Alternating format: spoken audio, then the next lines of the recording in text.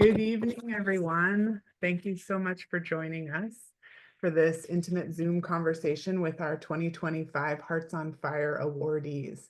My name is Laura Boyson Aragon, and I am the Development Director at Loyola Institute for Spirituality. We're so glad you're here. So I invite you to introduce yourself in the chat if you'd like to. Let us know where you're from. And if you are so inclined, let us know what your connection is to Loyola Institute or Hearts on Fire or any of the honorees, whatever is applicable. Let's share where we're all coming from and how we're connected, if you don't mind doing that in the chat. And as I mentioned, we're recording this, and so we'll post this to our YouTube page in case you want to share this with anyone. And then at the end, we would invite you all to ask questions towards the end of the program. And so if questions come up as we're talking, please feel free to write those in the chat, and then we can pull from them at the end, or we can also people can just verbally ask questions as well. So thanks, Marianne. I love San Diego, a groupie of Loyola Institute. Yay. Well, we will, she's like if we are a band, Marianne is one of our groupies who follows us around the country and all we do. So thank you so much for being here, Marianne. Let's see. Anybody else want to share where you're from and what brought you here today? I'll let those keep running as we start the program. So I'll tell you a little, for anyone who's new, I'll tell you a little bit about Loyola Institute for Spirituality.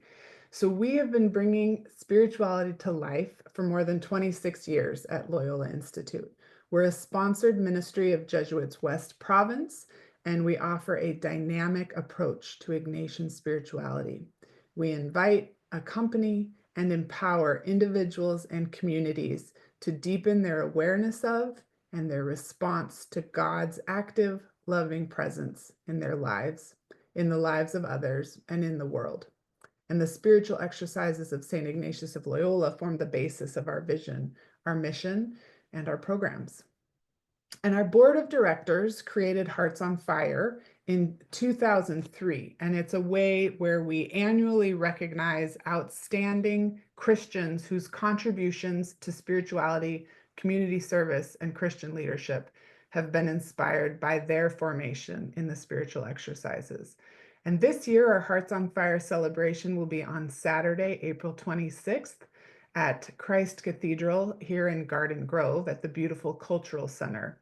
Our theme this year is Lift Every Voice, and we will gather for a delicious brunch, including mimosas, some wonderfully beautiful gospel music, community, and joy. So we hope that you'll be able to join us on that Saturday as well. So let me introduce our honorees. Let's see, I'm going to share screen and introduce our honorees. Okay, so the Love in Action Award is presented each year to someone identified by the Loyola Institute staff and endorsed by the board of directors who collaborates with Loyola Institute in our mission and in our ministry throughout the year, and who in doing so also serves the greater community. This year, we are honoring Aida Ocampo and Aurelio Castillo. Aida and Aurelio have been beloved members of the Loyola Institute for Spirituality community since 2016.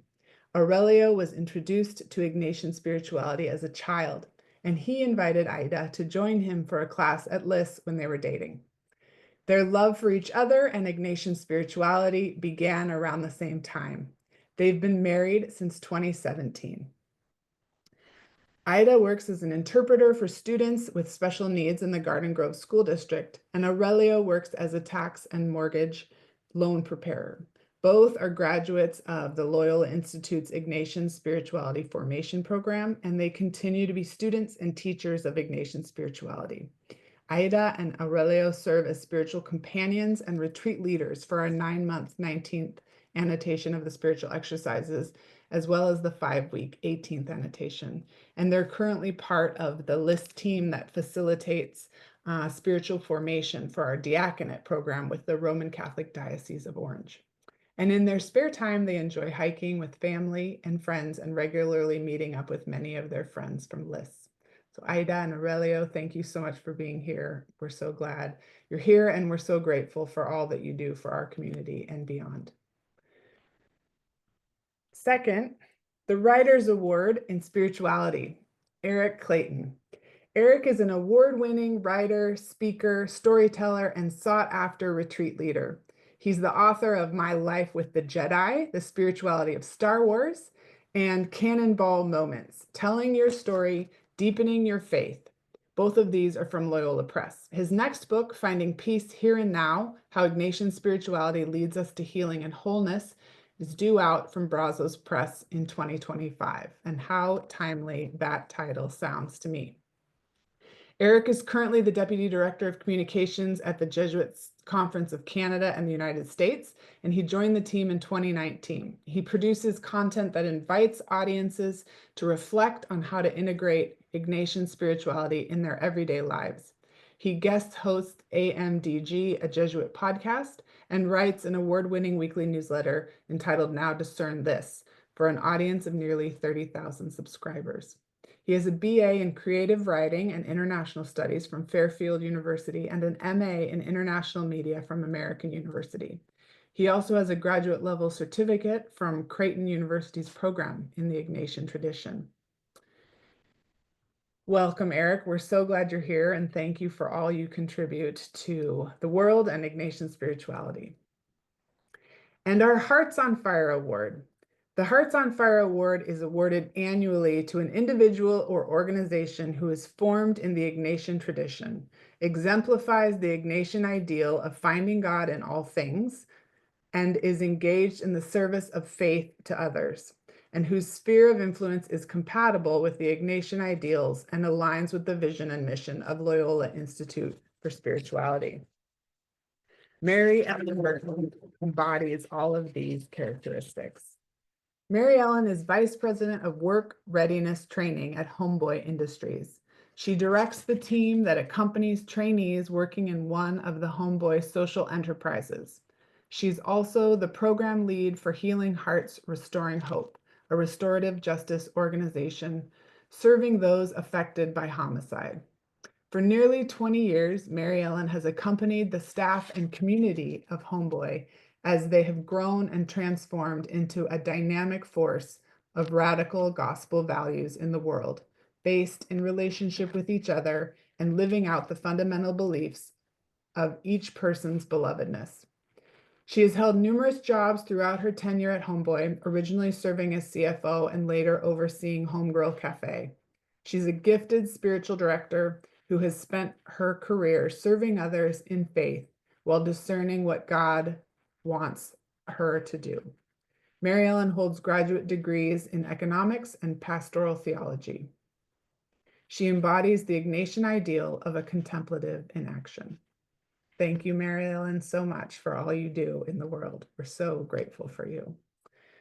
So as is our tradition, we wanted to invite you to experience Ignatian spirituality in addition to our conversation. So we're going to start with an examen. And I think most of you are familiar with Ignatian spirituality, but you know that the examen is really one of those cornerstone prayers. Most Jesuits pray the examen at least once a day, if not more than once. And so I invite you to relax, settle into your seats, and I'll guide you through a prayer practice before we engage in conversation so that we can settle into where we are and reflect. This particular examen was written by Eric Clayton, our awardee, and it can be especially helpful when you're reading his book, Cannonball Moments.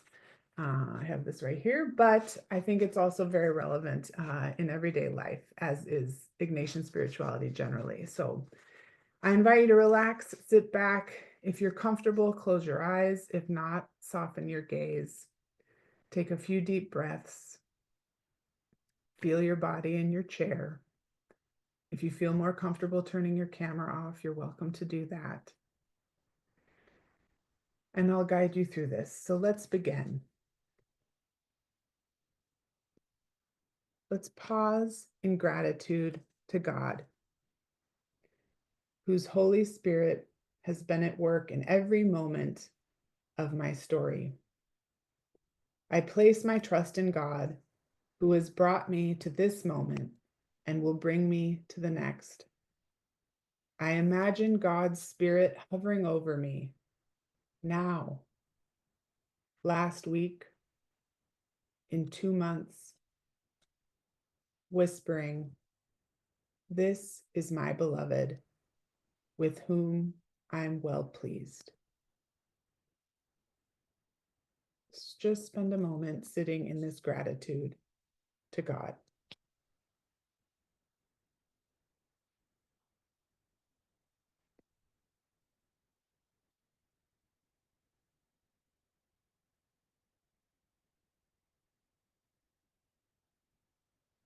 In the second step of the examine, we turn to light. I ask the Holy Spirit to illuminate my life's story. Help me to see clearly the unique insights, experiences, culture, connections, value, and wisdom I bring to this moment, to every moment, to moments yet to come.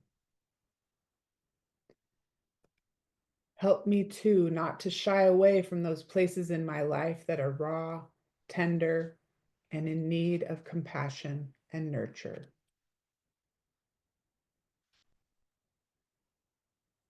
So in the second step, we spend a moment asking for this light.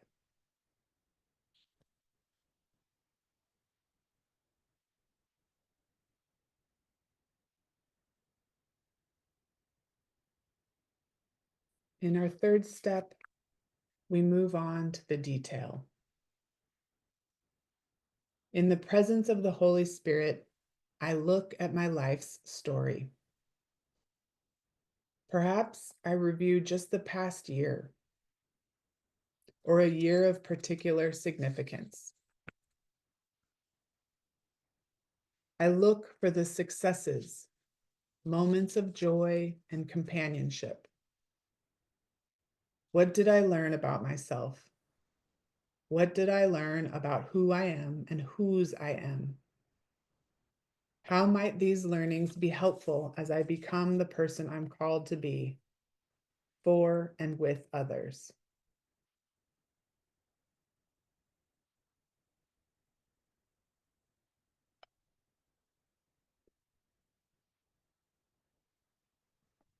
I also look for the moments of challenge, sorrow, and frustration. What did I learn through those? How did these difficult moments illuminate in me something of God's dream for the world? Am I being called to reconciliation and mending relationships?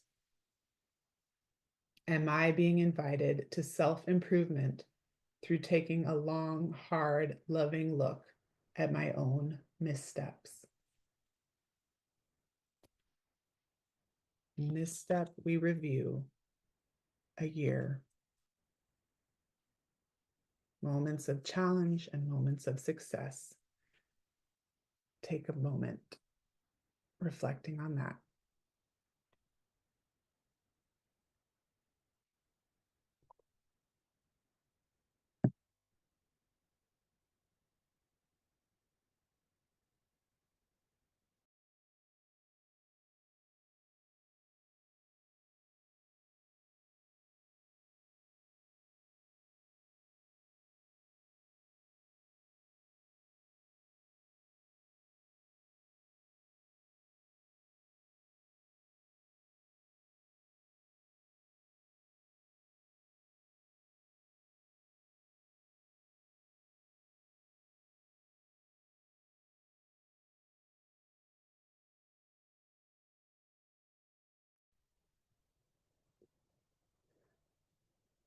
And now we consider our need for God. What feelings arise in me as I consider the details of my life story? Turmoil, anxiety, fear, freedom, awe, joy, happiness, lightness, anticipation, creativity, humor, grief. Do these feelings lead me deeper into the God who delights in my story or someplace else? What disposition might I assume to make myself more available to God's love in my life? How might I turn toward God, my God who is always turning toward me in love and mercy? How might that renewed disposition better enable me to share that love with others?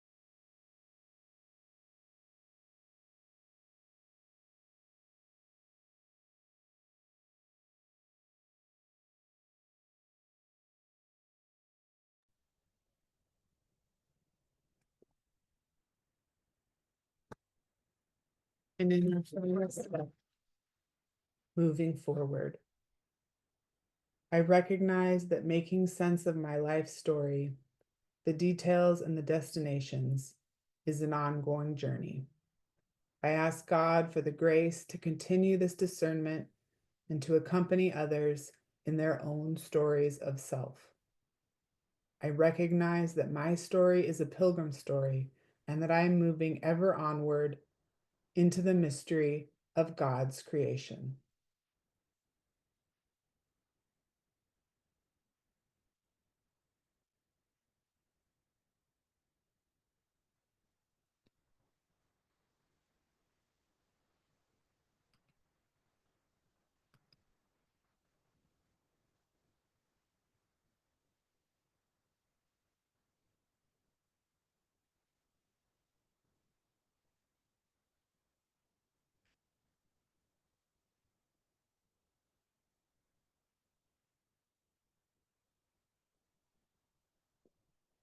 And when you're ready, I invite you to join us back here together in this group.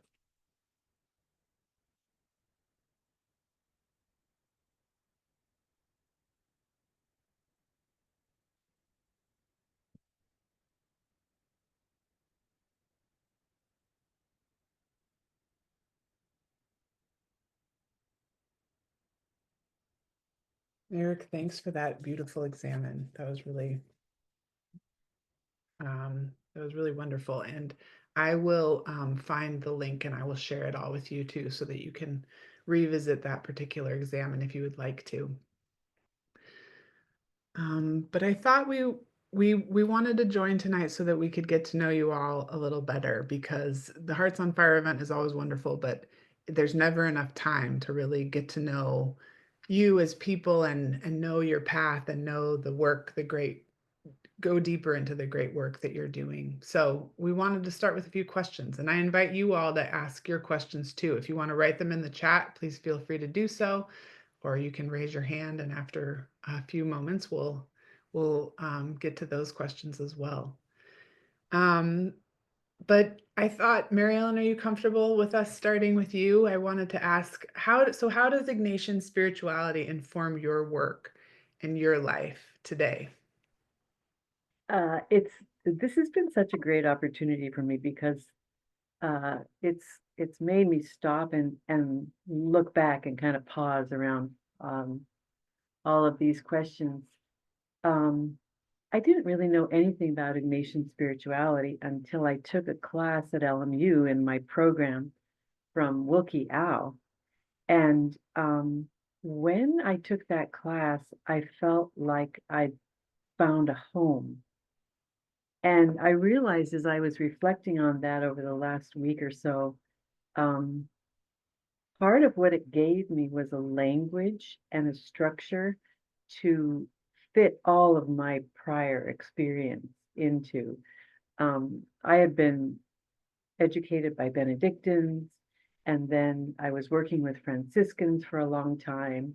So I had a lot of opportunity for exposure to different ways of relating to spirituality. A lot of my work was around dream work. That was another way of coming at it. And then I was exposed to Ignatian spirituality, and it all made sense.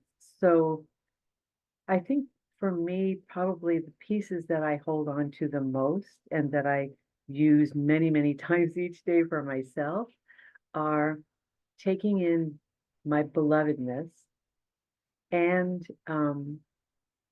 paying attention to my deep desires. Because I think that sometimes some of us may have grown up thinking what I want doesn't really matter. And I think I really thought that. And I remember in class with Wilkie, he said, you know, what's coming up for you? And I said, who cares what's coming up for me? That's that's not the right answer. Well, it turns out for me, it is the right answer. So as I practice this over the years, I have become more kind of at peace with it. This is the place that God is inviting me to be, and I'm doing my very best to find my way in there. And then my experience of that is how I sit with others in spiritual direction, or the homeboys or homegirls who come in to sit down and talk with me.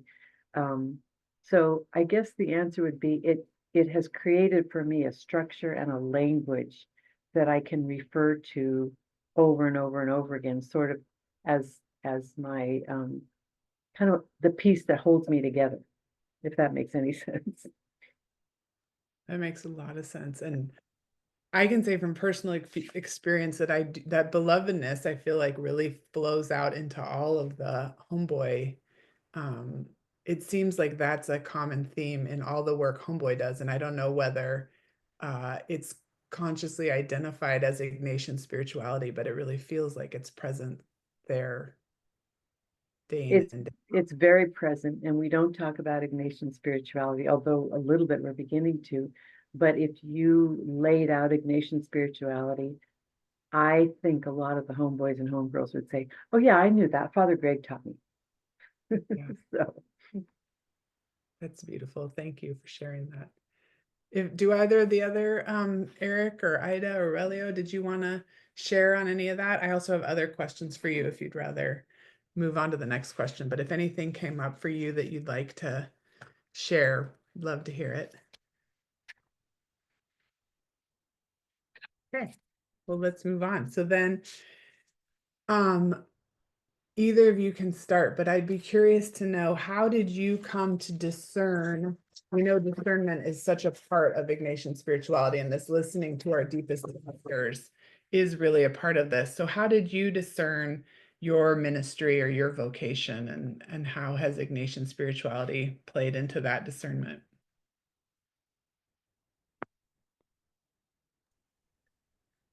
I can start. So I used to work at so you heard in my introduction, I studied creative writing at Fairfield University. So writing was always kind of interest to me, and certainly I didn't know it as a high school student, right? But that kind of great desire, how I kind of approached God, I think, right? But again, wouldn't have had that language as a high school student. So writing but I studied international studies as well, and so I was very interested in working in nonprofits, international organizations, and I worked at Catholic Relief Services for a number of years, but I remember thinking I would go into peace studies and do because it was just interesting to me, and I remember asking a colleague because I was feeling a little uncertain, like I don't know, this doesn't quite feel right. What am I going to do with this? And a colleague, I said, "What do you think I should study?" And this person was like, "Well, you're a communications guy, aren't you? Shouldn't you be studying communications?" And I was not a communications guy. I wasn't doing any of that. And I was really, really taken aback by it. And so that, like, again, that kind of voice of other people, how do you perceive me? What do you perceive to be my gifts? Why, how do how do you see me kind of like interacting in the world here? And so, I did that. But the writing piece was always really key. And I remember, again, another person at that time, I did a lot of writing at Catholic Relief Services. I worked on the Rice Bowl program, if folks know that one. And so I thought, I was like, oh, I'm doing a lot of good writing, and I was.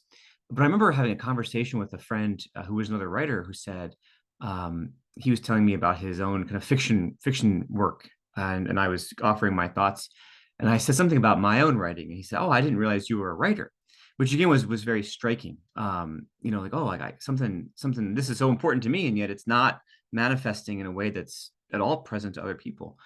So some of those kind of pulls, right? Those kind of holy tugs, spoken through other people, eventually brought me to the job I have now at the Jesuit conference on the communications team, right?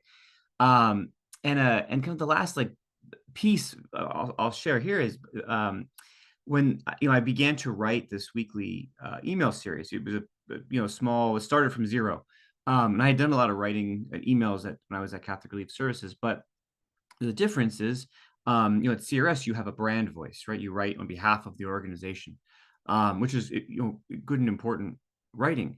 And so that was what I knew. And so I started to do that at the Jesuit conference.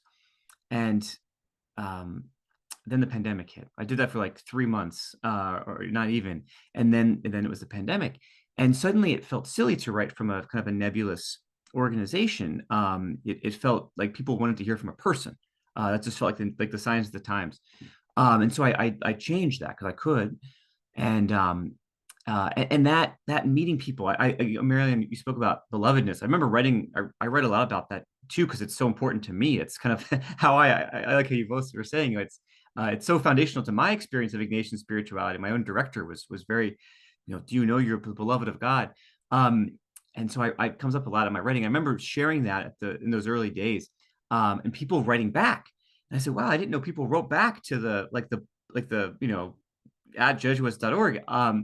And so it was very striking. And so this vocation, these questions about vocation, it was very much discerned and discovered by bouncing off of other people. What good am I in community? What good do I have to offer, and how can we kind of bounce off of each other, as we go to God together? And so I think that was really the kind of the discovery. And it continues to unfold much in the same way, kind of listening to other people and seeing, what do I have to offer, that is helpful and energizing, both for me and for other people. Wonderful. Thank you. Thanks for taking us down that path. That's really great. And recognizing that, what do I deeply desire is important, but also taking that feedback from what other people are recognizing of your gifts is so valuable too. So thank you for sharing that. Love that. Aida and Aurelio, would you like to share anything on this topic?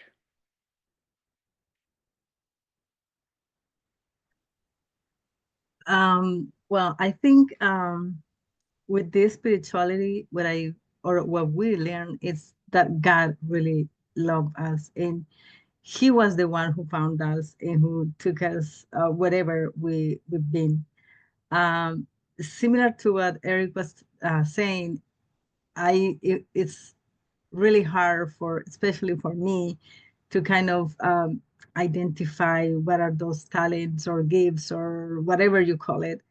But the only thing I feel is that I feel loved by God, and that I want to give back to Him, into the community, into the people, not only the people that I love, but to everybody else.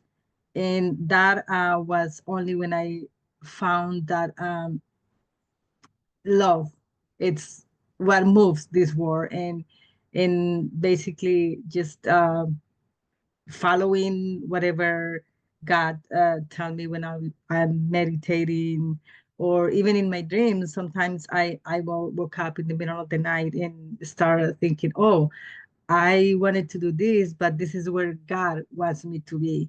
It's not me, it's Him taking me. So I'm just, we just feel that pretty much that's what it's happening to us.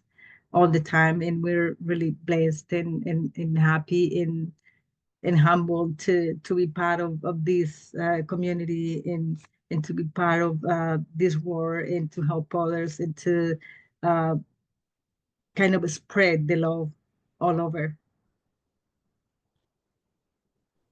Thank you for that. I admire your noticing of all the different times that God is speaking to you, whether it's in your dreams or in your prayer or wherever. That noticing is so subtle and important and really a practice.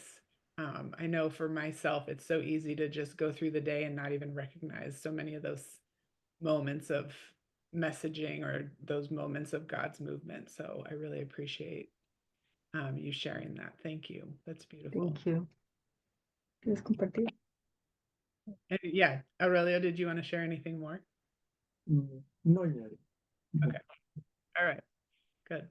Well, I want to make sure, does anyone have any questions from in the audience? Has anything come up yet? I have more questions to ask. Okay, if you have questions, I want to give you the opportunity as well. Anybody? You can unmute. Okay. All right. So, we've talked a lot. So Eric's first book, Cannonball Moments. This was your first book, right, Eric? Okay. So, in his first book, he writes of cannonball moments, which are a time of sometimes explosive change in our lives, brimming with both challenge and opportunity, heartache and joy. We know that Ignatius had his own literally cannonball moment, and that's how Ignatian spirituality came to be. And so in recognizing these cannonball moments, we see more fully the breadth and depth of our personal story and the values that underpin it. And this self-work empowers us to listen more attentively to our hearts and to the stories of others and to inspire all to act for the common good. So I wanted to open it up to any of the honorees. Are there any cannonball moments in your life that you feel comfortable sharing with the group? Moments of sometimes explosive change that leave your life brimming with both challenge and opportunity. Yeah, I had one. Actually, I have more than one. I'm old. But and it's how I ended up at Homeboy in a lot of ways. My marriage of 25 years ended very suddenly. And I was complete and total mess. And the one thing that kind of held me together was I knew God was in this place. I don't know how, but I knew in my body. And I also knew that it was a gift in my head. It did not feel like a gift at all, but in my head, I knew it was a gift. So I had the theory. And I said to my spiritual director, God's going to have to get me a job because I can barely get out of bed and get my daughter ready for school and get through that and then work my 2 days a week, which I needed obviously to get more work. And I got a call out of the blue and I did not pick it up because I did not know who was calling me. And then the next day I happened to notice there was a voicemail. And I wonder who this is. And it was Father Greg offering me a job. And I had not met Father Greg before, but I had done some work at his parish at Dolores Mission, and people there knew me. And he was looking for a CFO, and I had worked at the Federal Reserve for 12 years, and he thought I knew something about money. And he called and offered me the job.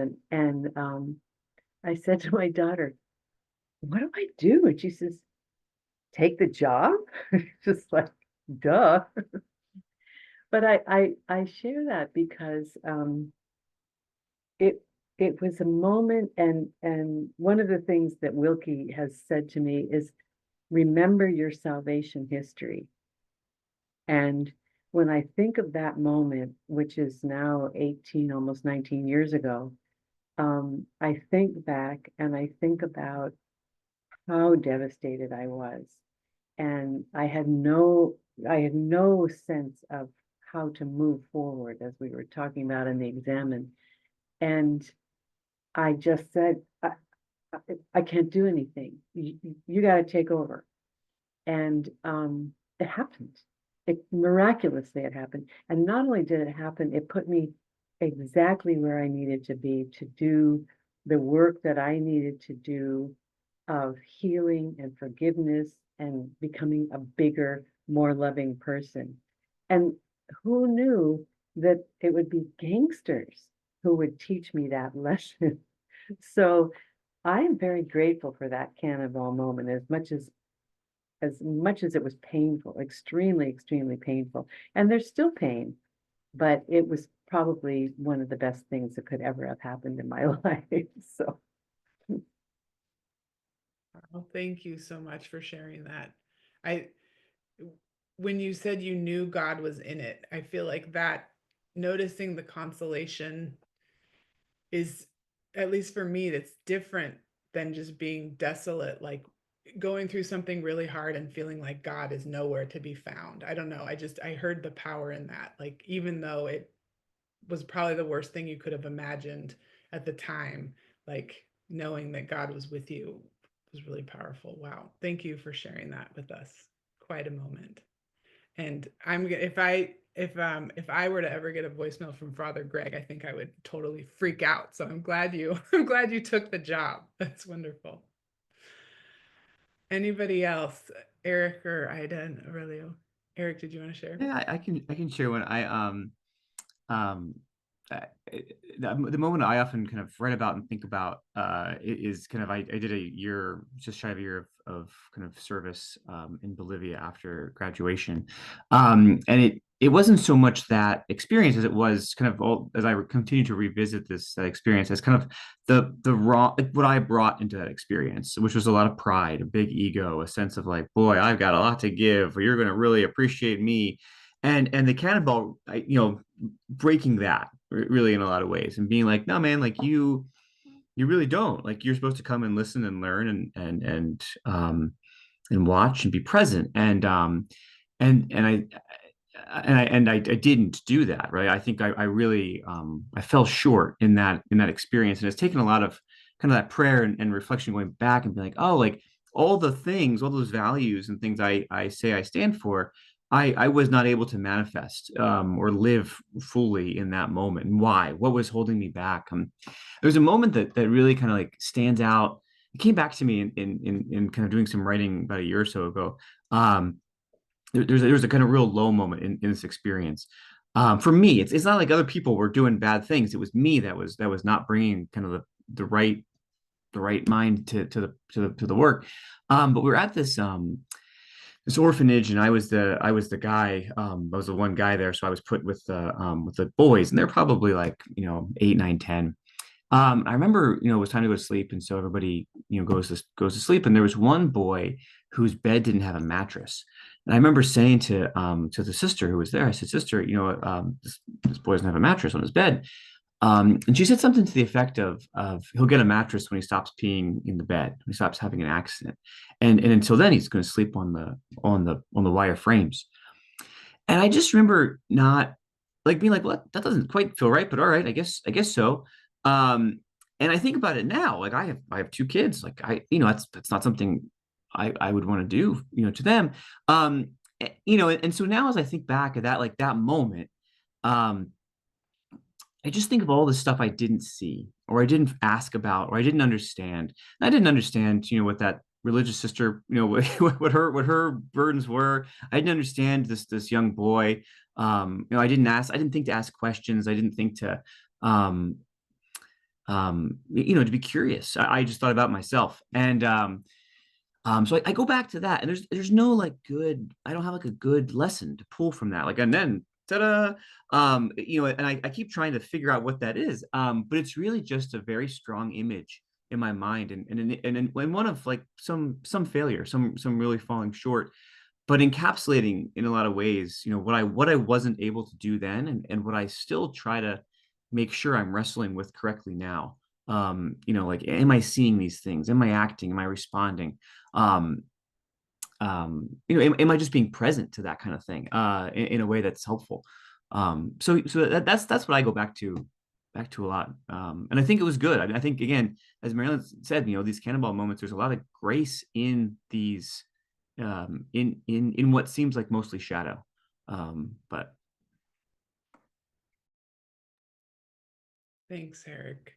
Yeah, it sounds like that'll be something that we'll continue to unpack for you throughout your life. That must be a very vivid image. Thank you for sharing that.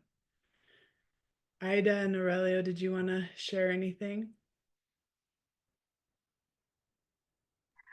Well, I don't feel like I ever had one of those. And the reason why is because I I never felt like God wasn't by my side. I had like things happen in my life like everybody has, but I think that faith has kept me focused and just praying, keep praying, and that's it. But I know that I have like bad moments that could be one of those reasons I was looking more profoundly to God to find answers. But definitely, since the first moment I started to take this spiritual formation class, I noticed that everybody had like a sad story, like so much pain in their life, uh, and I didn't feel that. And I was always curious why I don't have that. I'm so fortunate that I don't have any of that. So I think it's just that just being by like just praying to God and trying to do my best all the time and love everybody. I know I'm not perfect and I know I have to grow and I know I have my ups and downs and life is that. But fortunately I haven't had any of those yet. Thanks God. Thank you. What other questions from the audience, from the people here? Any questions? Regina, do you have a question? It's not a question. I just like to, the lesson I got from speakers, just this moment, that Eric just said that he was so confident that he can do so much at the Bolivia, was it? That moment I had myself some lately, and suddenly somehow I just feel like there are so many emails that against me. I'm running some presenter job for the Alumni Association. And I was so disappointed and I was losing my confidence. So then I hear the Mary Ellen said she was totally surrendered that moment. You got nothing therefore. Then she had a faith that little as mustard seed, maybe it was bigger or smaller, that worked for her. So I am thinking, listening them saying that, yeah, it's a pride is a dangerous, confident, my own confidence. But again, the faith, He is with us. God is with me. They will rescue me from here. So I appreciate both of you and all of you, Ada too. You are so blessed. You are, yeah. Thank you. Thank you, Regina. Thanks so much for joining us today. Regina is also one of our loyal list volunteers and is deeply formed in Ignatian spirituality as well. Thank you, Regina. Um, You're welcome. Aida and Aurelio, I wondered, we had another question that we had talked about, and I wondered if you might answer this for us. So there are so many challenges in the world today, wars, violence, climate change, natural disasters, divisiveness in our nation and in the church. And how do you think Ignatian spirituality can help us to navigate this? Do you have thoughts on that? Well, I think this spirituality has given us a lot of has equipped us with um, very useful tools. Like, for example, with this spirituality, I learned how to discern, how to not find uh, good from bad, but choose from one of those good options. Which one is the one that take me closer to God? And so I think that is a very important thing that we have learned through the spirituality, with the examine also. Uh, like everything he has teaches with the spirituality, it's incredible. Being contemplative in action, like doing what we need to do, like whatever we know is what it's gonna be beautiful to God, like helping others, like listening to the people, uh, being the person He wants us to be. So all of these tools, I think, are very important, like doing everything from the heart, from our hearts. So I think that is a lot of things that we really um, learn from him, and it's also our base in Christianity. But with him, we just learn these tools. We learn how to use it, because even though I grew up being a Catholic, I didn't know how to approach God. I just I knew He was there, but I didn't know how to pray. And praying is just talking to your best friend. So it was until I learned that He was my best friend that I started to turn around and start feeling and start doing things differently. So yeah, there's a lot of things that we can apply in our lives every day in order to make this world better. Thank you. What I heard from you, and what I thought I heard, and what Regina was saying too, is making these decisions that draw us closer to God. And if only all of our leaders were making decisions with that in mind, I think we'd be in a very different place. So thank you for sharing that. I really appreciate that. I think also for me, I get a little bit overwhelmed with there's so much happening, and there's so much harm being done and pain in the world. And for me, a piece of the Ignatian spirituality that helps is, what is mine to do? And then with the discernment process, this is mine. And it's a very humble stance, which is not my favorite thing, because I want to fix the whole world like I want it to be. But what's mine to do, and standing in that humble stance, and then being at peace. You're doing the best thing that you can do. And that's what I've invited you to do, and that's what I'd like you to do. And then it's kind of a relief, actually.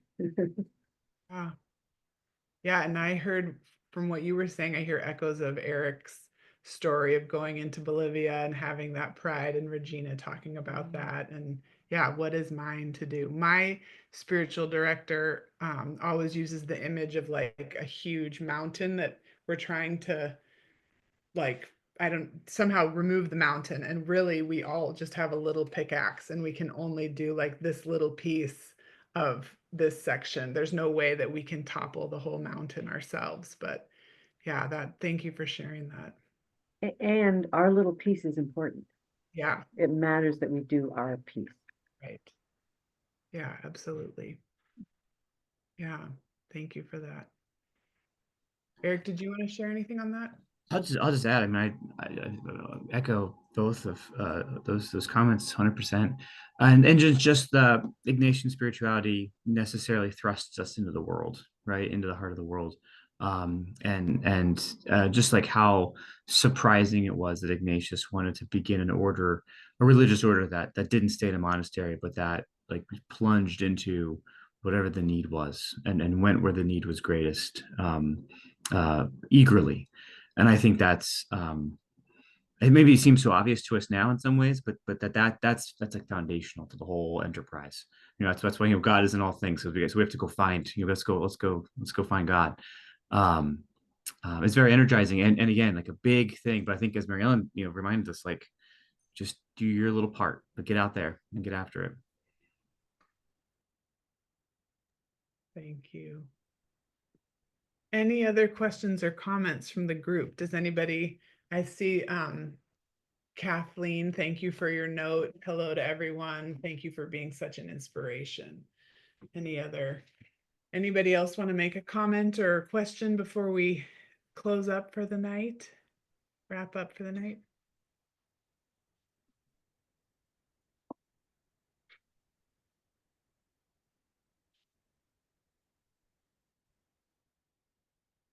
Oh, wait, you're muted, Regina. Go ahead. I have done spiritual formation program when I was late in my life. And I thought, my God, if I have done this one younger, I could have better life. I mean, I see that you guys are pretty young and maybe you are a little younger than me. But what was that how did you get involved with Aida and Eric? And Mary too. So how did you find Ignatian spirituality? Yeah, how? Well, in my case, my husband, actually not my husband, but somebody else invited him to this class. And even though I was in that process of finding God, it didn't appeal to me when I asked me to join this class because I didn't know anything about Saint Ignatius. I was not interested on it at all. So, but I took the chance and I took the class and I fell in love. It just there's no words to describe what you feel once you discover the love of God, and once you discover that, it's really difficult to go back. The only thing you always wait is to see what is the next step. What am I gonna do now? How can I help? Or who's gonna be the next person who I'm gonna need to talk about this gift I received? So and I think it's not going to stop anytime soon for us. I hope not. Thank you. Eric, did you want to share how you found Ignatian spirituality? Sure. I just happened to go to Jesuit school in Connecticut, totally random.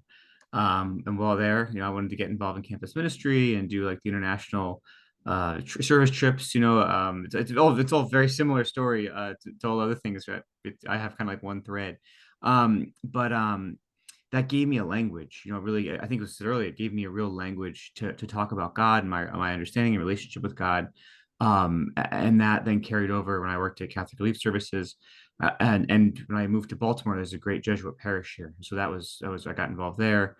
We got married there, so there was a lot of that kind of my own personal spiritual life was fueled by Ignatian spirituality. And then I had just one of the best directors, Father Jim Bowler, who was up at Fairfield for the better part of 15 years.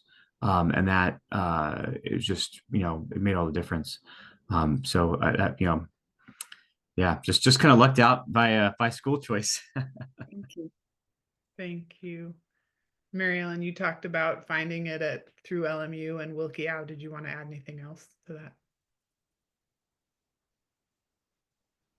I think also that, so I started, I mean, I grew up Catholic and I paid a lot of attention to it as a child and in high school, but I started